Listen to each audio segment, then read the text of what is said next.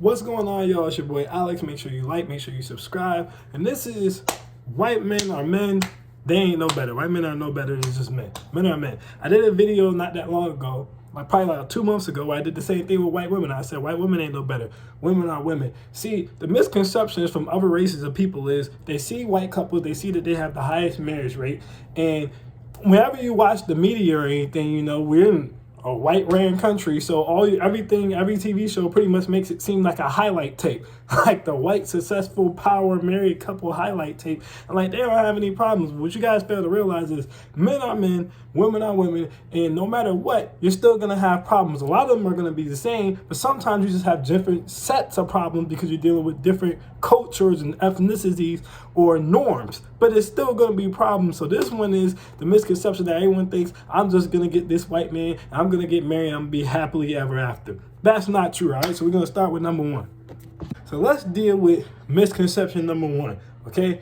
White men are gonna marry you and they're gonna love you forever, okay? First of all, yeah, they're gonna be the most likely to marry you, but I'm gonna tell you right now, they're also gonna be the most likely to not like your ass. White men cannot stand their wives. A lot of times white people get married, besides it being a financial decision, why a lot of times white men get married, it's family pressure that a lot of times force white men to get married, and they can't stand their wives half the time. You don't believe me? Ask anybody who works your job, okay? Especially if that job is blue collar, okay? So if it's like maintenance or waste management or welding or construction or anything like that, who gets the most overtime? If it's a warehouse job or anything like that, they're gonna tell you the white man. It's gonna be a middle-aged white man named Billy, Bobby, or Billy Joe. He's gonna always be in there 60 hours a week, taking all the goddamn overtime. And when you ask him why he's always in there, he's gonna be like, because I'd rather work for this boss than the other one. Ha ha ha ha. He's gonna say, haven't you heard? It doesn't matter how much a married man changes his job, he still has one boss. Ha ha ha ha ha. I remember one time this white dude cracked the corniest white joke in the world to me. He said, you know what I like to do sometimes? Ha ha ha ha ha. I said, what? He said, I like to watch my wedding video running backwards so I can see myself leaving the church free. You know, I always smack you in the shoulder. They always do that snap when they think they told a funny joke. That's them. That's them. As a matter of fact, if that ain't enough for you, ask any man of any race. If you ask a white man if you should get married and see what he says, he gonna say, hell no. 9 out of 10 times, you guys gotta understand. Getting married is a business decision for white men, okay? There's also a lot of societal and family pressure on them to get married. So again, will you get married? Most likely, yes, you will get the marriage from them, but is it gonna be a happy one? Probably not. Which leads into number two of the fantasy. You think you're about to get taken care of. If you get a white man, you're not gonna have to pay for anything. You're just gonna be taken care of. That's not true. See, again, the image of TV. We see shows like Leave It to Beaver. We see stuff like 50 Shades of Grey. We see things that display white men having all this money. Wolf of Wall Street. So when we see white people, we associate, okay, white man, he probably has his stuff together. He probably has a bunch of money. This is not true. Even though we've been trying to tell you guys that this is not true, it's not. The reality is the average white man in this country only makes $57,000 a year. That's not enough to take care of a whole family, especially when you consider that the average kid is going to cost you about $12,000 a year, okay? So guess what? Susan, Rebecca, Karen, they still got to work. 9 out of 10 times. At the end of the day, the only way you're getting taken care of is if you get a high value man. And a high value man is only 10% of the country, irregardless of race. Okay? So the misconception that I'm gonna give me this white man, and he's gonna take care of me, and I'm not gonna have to do anything, that's a dub.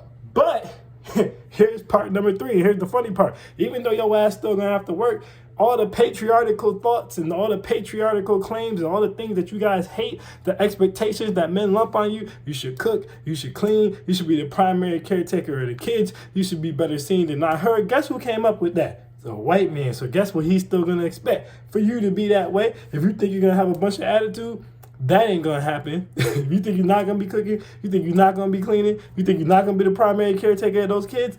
That ain't gonna happen. So despite the fact that most of them can't afford for you to be a housewife, they're still gonna expect you to do housewife duties at probably a higher ratio than any other man that you date. Cheating, like I said, men gonna be men, right? But here's the thing. When white men cheat, it's not a regular cheat. that white men do. When white men cheat, it's an affair. What do I mean by that? I'm not just gonna go out here and bang Susan out because she has a nice rack, or cheat on you with Tanisha because I want to know what the fatty be like. No. What I'm gonna do is, at this job that I'm always working overtime at because I can't stand my wife, I'm going to knock up the 23, 24-year-old intern Tracy and start a whole nother family behind your back while I'm married to you, and you ain't gonna know nothing about it until I'm on my goddamn deathbed and I'm about to die, and then you both show up and you're like, who's that? And you're pointing at each other like Spider-Man in the meme. That's when you're gonna know. Don't believe me? Watch Snap. Watch Enough. Watch anything when they talk about wives killing their husbands. Y'all ain't realized yet that white women kill their husbands at a higher ratio than anybody else. Y'all think that's an accident they put a little cyanide in their cereal? Y'all think that's an accident they put a little ammonia in their spaghetti? That's not an accident. That's because of what they be going through. They be trying to get that brother out of here. Now, yeah, sometimes it's just for life insurance, but for the most part, they're trying to get him out of here because he drove them crazy, and they found out about Tracy, the young intern, that he was banging behind her back, flying out to private islands. He going on a business trip. He's like, oh, I'm going to be right back. Susan come down the stairs. She drunk with the wine glass. You're always on a business trip, John. He's like, oh, don't start that shit again, Susan. You know I gotta take care of the business. And she's like, yeah, I know you were with that bitch. You're dealing with that, man. And then on top of all those other problems you're dealing with, you about to get the nice 3.5-inch long. So you're not even about to be able to bust the O. You're not even about to be able to get your back blown out. You want your back blown out. You want him to make it clap, but instead he playing pity pat. It sound like this. Instead of clap, it's a snap. He making a snap. Like y'all at a poetry concert, because he ain't got enough schlong to make that thing do a round of applause. So you're dealing with all that, then you're dealing with that on the back end. Listen, like I said, man, this is not to insult or degrade white dudes. I'm just saying men are men, okay? Every set of men, no matter who you date, comes with its own set of problems. And at the end of the day, how you get treated in relationships has more to do with you and says more about you than trying to switch race or trying to switch age or any of that other crap. At the end of the day, you train people on how to treat you, okay? But like I said, because the media puts forth the best foot of the white woman and puts forth the best foot of the white man, y'all think that everything is peachy creamy, and a lot of the times everything's not peachy creamy. They just come with a different set of problems, and some of the problems are exactly the same. They might even be worse, all right? So I'm Alex, and I'm out. Peace.